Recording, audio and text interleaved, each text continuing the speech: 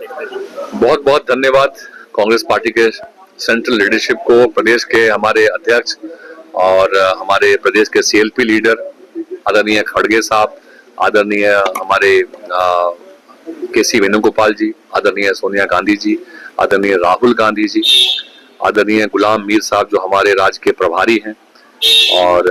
Doctor Rameshwar Rao ji CLP leader, Keshav Mahato Kamlesh ji हमारे प्रदेश के अध्यक्ष, डॉक्टर अजय कुमार हमारे पूर्व प्रदेश के अध्यक्ष,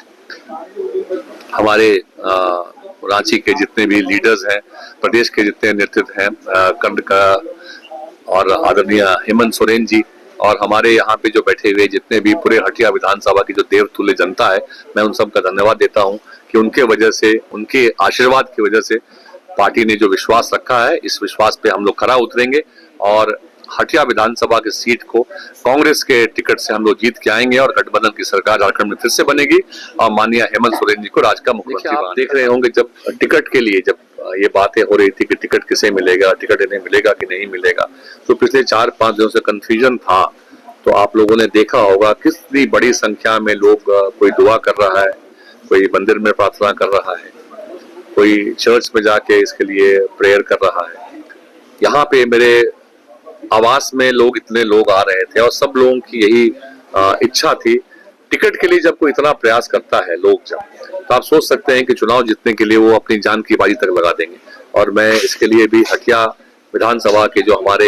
परिवार के सदस्य हैं, मैं इनको, जो हटिया विधानसभा के जो वोटर, जो जनता है, मुझे वो अपने भाई और बेटे के रूप में देखती है, मुझे अपना समझती है, मुझे बिल्कुल अपने परिवार का हिस्सा मानती है और अपने परिवार के लोगों को आगे बढ़ाने के लिए, अपने परिवार को आगे बढ़ाने, खुद को आगे बढ़ाने के लोग इस बार आगे आए हैं। मुझे पूरा विश्वास है कि हटिया विधानसभा के लोगों ने विश्वास मुझ पर रखा है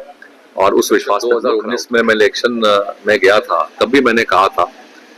एक जगह पे किसी व्यक्ति ने सवाल किया कि मैं आपके लिए आगे आऊंगा, हमारे पास सिटिंग विधायक है, वो कर मेरा काम नहीं करेगा, आप जीत गए ठीक है, नहीं जीत पाएंगे तो क्या, मैं कहाँ जाऊंगा। मैंने कहा था,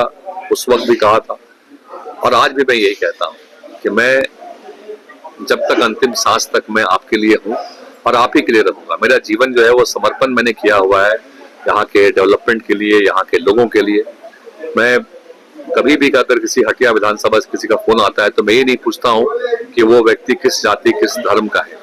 वो अगर मुझ पे विश्वास रख के मुझे फोन करता है कि मुझे रिम्स में आपकी जरूरत है, मुझे फलना पुलिस स्टेशन में आपकी जरूरत है, मुझे आपको ब्लॉक में जरूरत है, मेरे लिए व्यक्तिगत, मुझे, मेरा बेटा बीमार पड़ गया है, मेरा बेटा आज एग्जाम लिखने के लिए दिल्ली जा रहा है, तो मैं किसी को भी निराश करता नहीं हूँ। मेरा ईमानदार प्रयास होता है मैं सभी के लिए काम में आ सकूं। मैं 100 में 100 काम तो नहीं कर पाता है,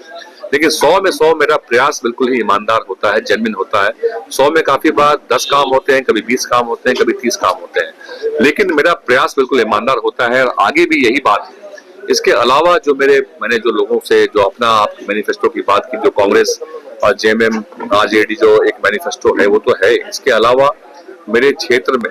मैं यहाँ के आप क्षेत्र को देखेंगे तो डोरंडा एक अलग विधानसभा है,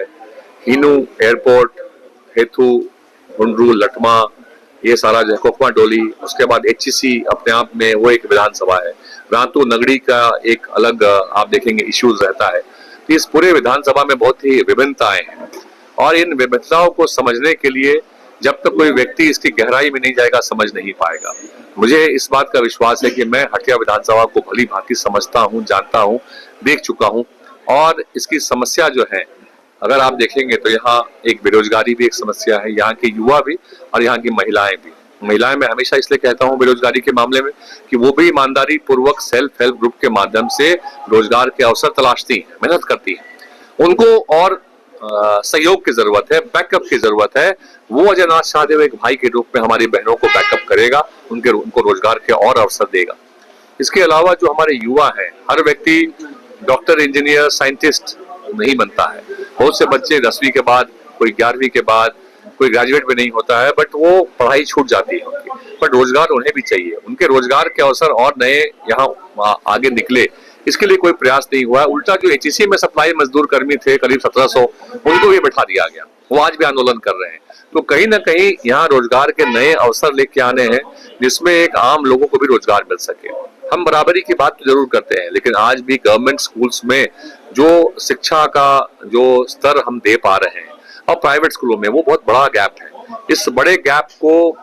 दूर करने के लिए जो एक ईमानदार प्रयास होना चाहिए, एक विधायक के द्वारा, एक सांसद के द्वारा, मैंने इस क्षेत्र में कभी किसी को करते हुए नहीं देखा है। मैं इसी अपने क्षेत्र में, यहाँ के जो गवर्नमेंट स्कूल्स हैं, उसमें व्यक्तिगत प्रयास में मैं बिल्कुल ही एक परिवर्तन लेके आऊंगा। वहां पे कुछ भी करना पड़े, मैं चाहता हूं यहाँ के बच्चों को अच्छी से अच्छी शिक्षा मिले, उनके अंदर कोई स्किल है किसी भी चीज का, म्यूजिक का, खेल का, कोई उसकी हॉबी हो, तो उसको भी आगे बढ़ाने के लिए जो है, उनके स्किल को आगे बढ़ाने के लिए भी एक सेंटर बने, तो वो भी मैं बढ़ाने का काम करूंगा। लाइब्रेरी और रीडिंग रूम की मैं बात करता हूं हमेशा, लोगों के मैनिफेस्टो में या लोगों के जहन में ये बातें नहीं आती है। जब कोई एक आम आदमी का बच्चा, जब किसी बस्ती में आप जाते हैं, उसके पढ़ने के स्थान को अगर आप देखने के लिए जाएंगे, आप ऐसे कितने लोग हैं जो अपने टोले मोहल्ले में, अगल बगल में, जो आपके यहाँ जो काम करती है, आपके यहाँ काफी लोगों घर में जो काम करने आती है, उनके बच्चे कहाँ पढ़ते हैं? आप अगर घर में जाकर देखेंगे तो चौकी के ऊपर गद्दा लगा होता है, जहां वो सोते हैं उसी के ऊपर पढ़ते हैं। तो वैसे पढ़ने में लिखने में परेशानी होती है, सब जानते हैं। उसको दूर करने का क्या उपाय? दूर करने का उपाय यही है कि जो सामुदायिक भवन वहां बना हुआ है, नहीं है तो विधायक कोष से अगर सामुदायिक भवन को बनाया जाए, उसको एक रीडिंग रूम और एक लाइब्रेरी के रूप में डेवलप किया जाए, एक इन्वर्टर लगा दिया जाए, पंखा और लाइट्स रहे, तो टेबल, एक बड़ा टेबल लग जाए, कुर्सी रहे, तो वहां के बच्चों को पढ़ने में काफी सहूलियत हो सकती है। लेकिन इस विषय में भी किसी का ध्यान नहीं जाता है। मैं इन कार्यों को करूंगा और वहां के बच्चों को इसका लाभ मिलेगा, तो आने वाले जो हमारे भविष्य है उसमें काफी सुधार आएगा और मुझे पूरा विश्वास है कि मैं इन कामों को बखूबी कर सकता हूँ। इसके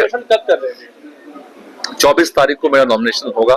और 24 तारीख को पूरे हटिया विधानसभा के एक एक बूथ से जो है हमारे साथी कांग्रेस पार्टी, झारखंड मुक्ति मोर्चा, आरजेडी के साथी यहाँ पे नॉमिनेशन पे चलेंगे और वो नॉमिनेशन एक ऐतिहासिक नॉमिनेशन होगा।